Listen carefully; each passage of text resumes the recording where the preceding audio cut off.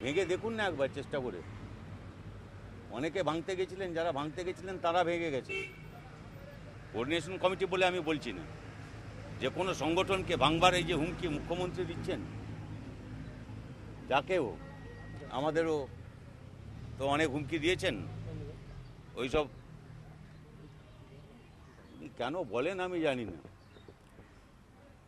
একটা সুস্থ মানুষ, তাদের এসব কথাই না বলাই উচিত এইসব কথা। তবে ওইসব করে উনি পারবেন না।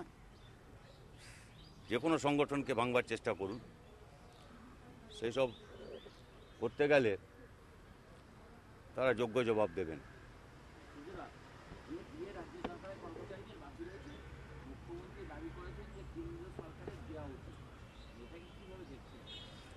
উনি যে এত বছর কেন্দ্রে ছিলেন তখন তো বলেননি কখনো।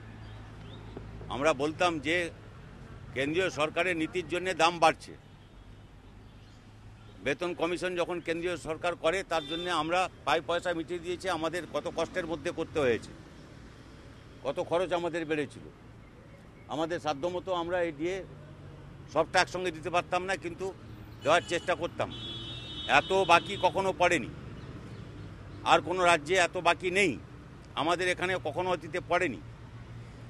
এখন বলছেন কেন্দ্র মিটিয়ে দেবে। উনি যে একদিন কেন্দ্রে কংগ্রেস বিজেপি এই সব করে 4 বার ছিলেন, তিনি কি করলেন?